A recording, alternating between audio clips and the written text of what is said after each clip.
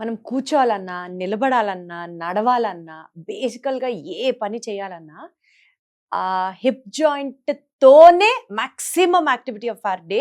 అంటే మిగిలినవి పనికి రావు, పని చెయ్యవు అని కాదు. But this is one of the most crucial points అని చెప్పొచ్చు.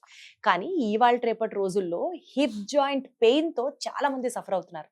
ఒక ఏజ్ వచ్చాక మోకాళ్ళ నొప్పులు, ఒక ఏజ్ వచ్చాక హార్ట్ అటాక్‌లు ఇవన్నీ పక్కన పెడితే హిప్ జాయింట్‌తో ఎవ్రీ డే డేటింగ్ చేస్తున్నట్లుగా చాలా మందికి మారుతున్న నేపథ్యంలో ఇవాల్టి వీడియోలో అసలు ఈ హిప్ జాయింట్ పెయిన్ అంటే ఏంటి? When are we supposed to actually take it so serious? And when to see a doctor? దీనికి రీజన్స్ ఏంటి? లైఫ్ స్టైల్ మోడిఫికేషన్స్ ఏంటి?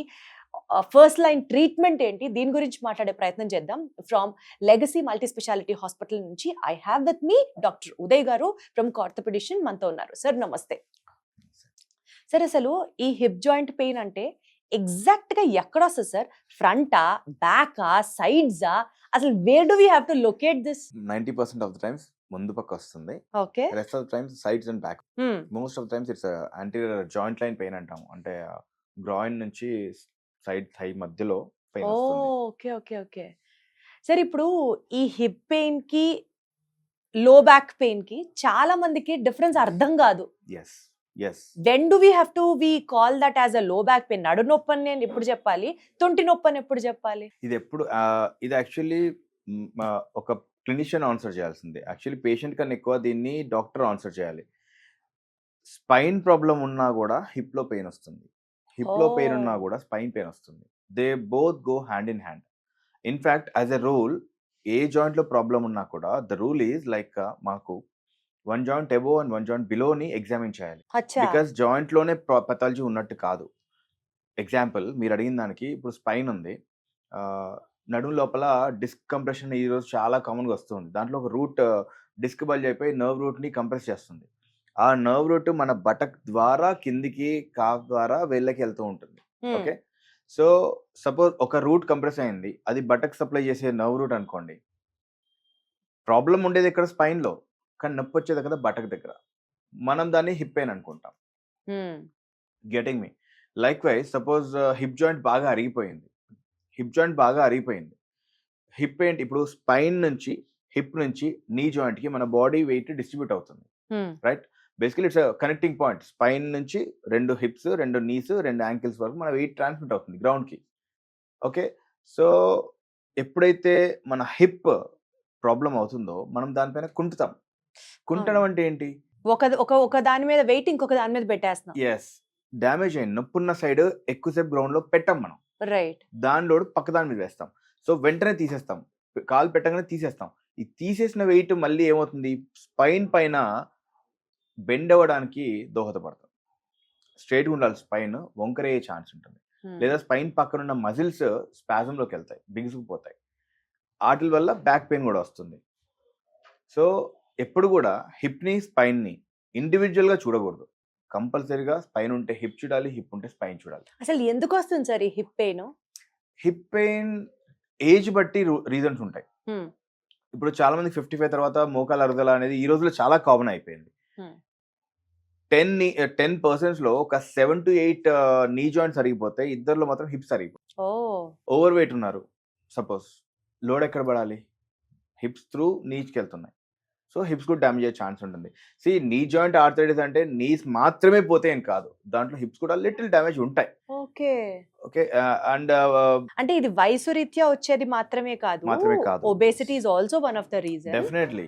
అండ్ ఇంకా సార్ ఇంకా రీజన్స్ ఏముంటాయి? ఇంకా ఈ రోజుల్లో అయితే యంగ్ ఏజ్ లోనే వచ్చేస్తున్నాయి. There is the condition where like hip joint కి బ్లడ్ సప్లై ఉంటుంది కదా, ఆ బ్లడ్ సప్లై తగ్గిపోతుంది. ఎందుకు తగ్గుతుంది సార్? ఎక్కువ స్మోక్ చేస్తారు అనుకోండి సపోజ్. స్మోక్ చేస్తే హిప్ జాయింట్ కి బ్లడ్ సప్లై తగ్గిపోతుంది. లేదా బాడీలో ఒక బ్లడ్ లో కొన్ని ప్రోటీన్స్ ఉంటాయి, ప్రోటీన్ సి, ప్రోటీన్ ఎస్ అని, లేకపోతే థాలసీమియా అని, సికిల్ సెల్ అనీమియా అని, ఓకే, ఇమ్యునోగ్లోబినోపతీస్ అని, తెలియకుండా దెబ్బ తగలడం కానీ, ఒకప్పుడు మసాజెస్ చేసేసి ఉండడం ద్వారా చాలా మంది ఏదో చిన్న మజిల్ పట్టేస్తే కూడా మసాజ్ చేసేస్తూ ఉంటారు. దాని వల్ల కానీ ఎక్కువ ఆల్కహాల్ కూడా. Yes, alcohol also. వీటన్నిటి వల్ల ఏమవుతుందంటే హిప్ జాయింట్ చుట్టూతో ఉన్న బ్లడ్ సప్లై తగ్గిపోతుంది. తగ్గిపోయి వినడానికి భయంగా అనిపించిన ఎముక చనిపోతుంది. హిప్ జాయింట్ లో కొంత భాగం చనిపోతుంది.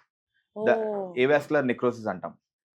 దాని తర్వాత ఇన్ఫెక్ట్ అవుతుంది, హిప్ జాయింట్ ఇన్ఫెక్ట్ అవుతుంది.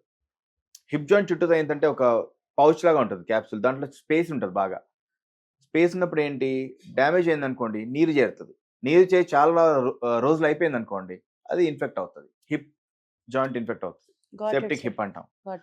సపోజ్ టీబీ ఉంది, ఓకే, ఇంతకుముందు టీబీ ఉన్నట్టు ఇప్పుడు లేదు, of course I totally agree, but ఇంకా జీరో అవ్వలేదు. ఇప్పటికి కూడా హిడెన్ గా ఎక్కడో దగ్గర టెస్ట్లలో బయట పడకుండా చాలా చోట్లలో టీబీ కూడా ఇంకా జాయింట్స్లలో ఉంటుంది. టీబీ అనగానే లంగ్స్కి వస్తుంది కదా అనుకుంటాం. No no no, extra pulmonary TB అని ఇంకోటి ఉంటుంది, where the hips, spines and knees are also affected. So TB spine is also very not so common, but these days luckily మన ఈటీటీ వల్ల, గవర్నమెంట్ యాక్ట్స్ వల్ల it's coming down, it's came down a lot, but 1 in 1000 cases ఇంకా ఉన్నాయి. Still ఆ incidents ఉందంట. Yeah definitely. Sir ఇప్పుడు మీరు చెప్పిన రీజన్స్ కాకుండా కోవిడ్ తర్వాత చాలా గట్టిగా వినిపిస్తున్న మాట, కోవిడ్ వ్యాక్సినేషన్ అయిన తర్వాత లేదా ఒకసారి కోవిడ్ వచ్చి తగ్గిన వాళ్ళకి ఖచ్చితంగా ఈ హిప్ పెయిన్ అనేది చాలా ఎక్కువగా కనిపిస్తోంది అని చూస్తున్నాం. అది ఏమైనా సంబంధం ఉందా సార్ అసలు? ఖచ్చితంగా అయితే కాదు. సారీ, ఇందాక నేను రీజన్స్ లో ఒక మెయిన్ రీజన్ చెప్పడం మర్చిపోయినా, స్టీరాయిడ్ అబ్యూస్. స్టీరాయిడ్ అబ్యూస్ కూడా one of the reasons for this avian.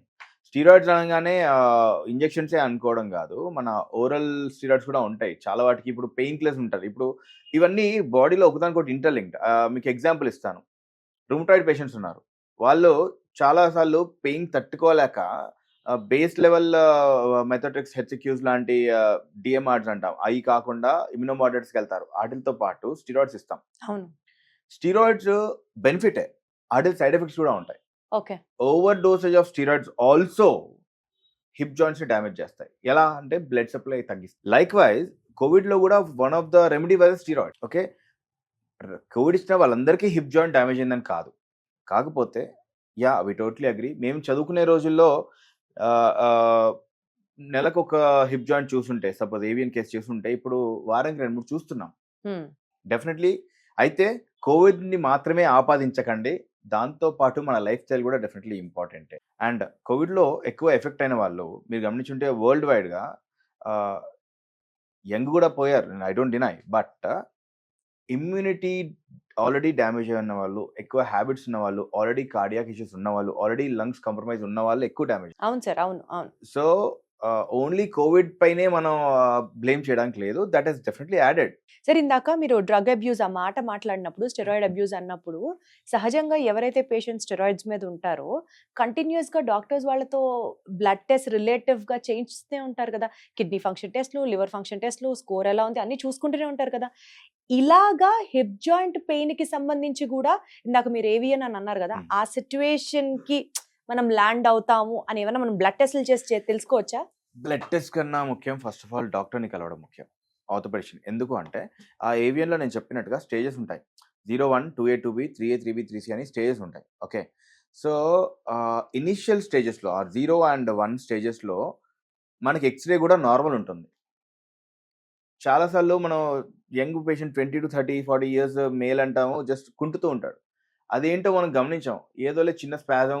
అందరూ కామన్ గా వాడేసే పదం ఏంటంటే నరం పట్టేసి. అవును అవును, నరం పట్టేసింది అంతే. లైక్ నరం అంటే రియల్ గా నర్వ్, రక్తనాళాన్ని నరం అని అనుకుంటాము, మజిల్ టెండాన్ ని నర్వ్ అని అనుకుంటాం, ఒక అలవాటు, నానుడి బేసికలీ.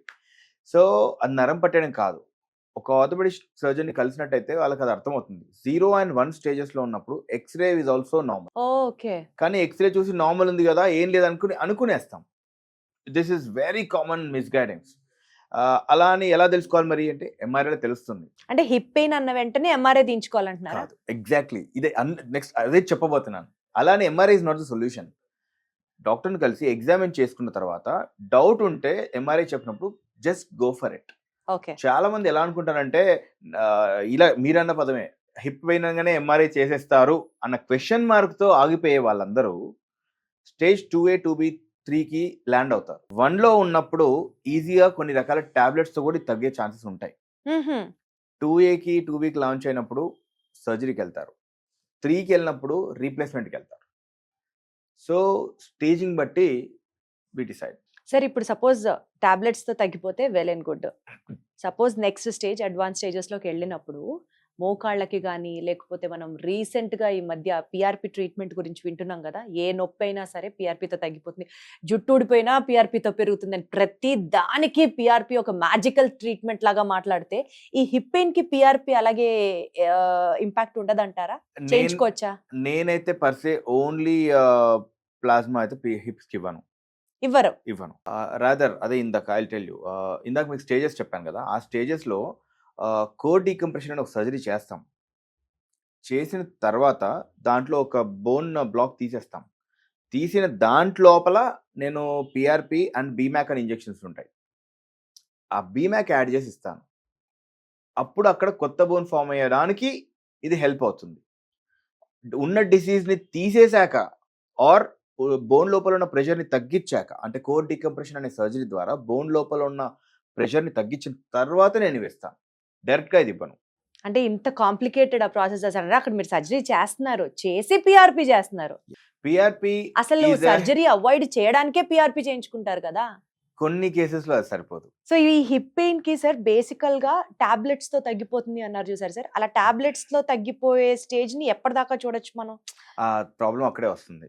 చాలా మంది మన దగ్గరకు వచ్చేసరికి నొప్పితో వచ్చేస్తారు. నొప్పి రావడమే ఫస్ట్ స్టేజ్ ఎండ్ లో ఆర్ సెకండ్ స్టేజ్ స్టార్టింగ్ లో మినిమల్ పెయిన్, అంటే ఉండి లేనట్టు ఉన్న ఫేజ్ లోనే మనం పట్టుకుంటేనే టాబ్లెట్స్ తో తగ్గుతుంది. That is 0 and 1 stage. చెప్పా కదా, అంటే సార్ ఇంకా స్టేజ్ అడ్వాన్స్ అవ్వదా? టాబ్లెట్స్ తో మనం ఆపేయచ్చా దాన్ని కంప్లీట్ గా? బట్ వెరీ ఎర్లీ అయితేనే, వెరీ ఎర్లీ చిన్న డిస్కంఫర్ట్ ఇన్ ద హిప్ ఉంది, దాన్ని మజిల్ క్యాచ్ అనేసుకోకుండా, దాన్ని నర్వ్ క్యాచ్ అనేసుకోకుండా ఒక్కసారి డాక్టర్ చూపెట్టేస్తే మాకు కొన్ని టెస్ట్లు ఉంటాయి. అంటే పేషెంట్ ప్రజెంటేషన్ ఎలా ఉంది, మూమెంట్స్ ఎలా ఉన్నాయి, రొటేషన్స్ ఎలా ఉన్నాయి, గేట్ ఎలా ఉంది, టెండర్నెస్ ఎక్కడ ఉంది, రేంజ్ ఆఫ్ మూమెంట్స్ ఎంత అనుకొని చూసుకుంటాం అన్నమాట. దాన్ని బట్టి డౌట్ వస్తే వి గో విత్ ఎంఆర్ఐ. ఎంఆర్ఐలో ఎర్లీ స్టేజెస్ కూడా దొరుకుతాయి. Stage 1 is also caught in MRI.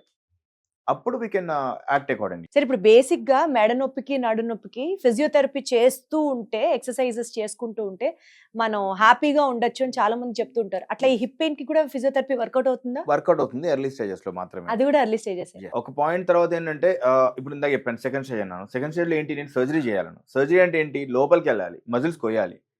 కోసేసిన మజిల్ని మళ్ళీ స్ట్రెంగ్ చేయాలంటే మళ్ళీ that's a physio. Surgeon side చేయాల్సింది చేసినా కూడా పేషెంట్ సైడ్ ఫిజియో చేస్తేనే ఏ సర్జరీ అయినా సక్సెస్ఫుల్ ఉంటుంది. మొత్తం సర్జరీ చేసేస్తే పని అయిపోతుందన్న ఊహాలోకం కరెక్ట్ కాదు. So it is the cumulative effect of both the patient and the doctor. In fact నేనైతే ఎగ్జాంపుల్ రీప్లేస్మెంట్ అని చెప్తాను కదా, నేనైతే నా జాబ్ ఓన్లీ 50% అని చెప్తాను. Replacement surgery doctors role is just only 50% మీదే.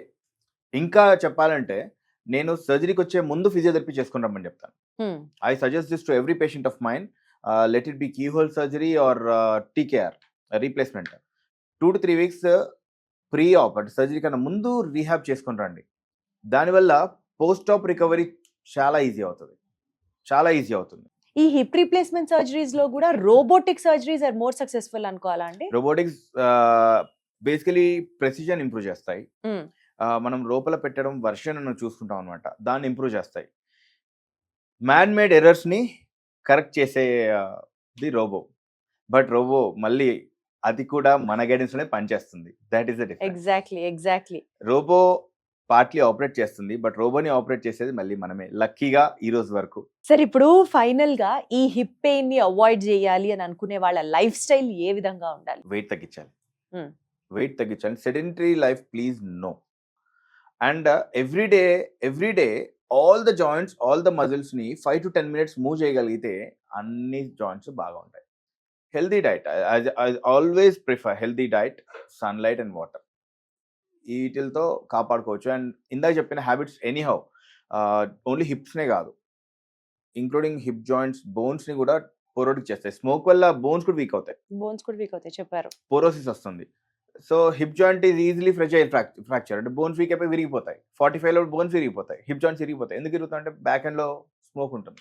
సో ఫైనల్ గా సార్, ఈ హిప్ పెయిన్ అనేది sedentary life style, postal corrections, healthy life style ఇవన్నీ చేస్తే యూ కెన్ అవాయిడ్ ఇట్ అని అంటారు. మ్యాన్ మేడ్ ఎర్రర్స్ కరెక్ట్ చేసుకుంటే, గాడ్ మేడ్ ఎర్రర్స్ ఏం చేయలేం. దానికి we are there. Wonderful sir, చాలా బాగా చెప్పారు. Thank you so much.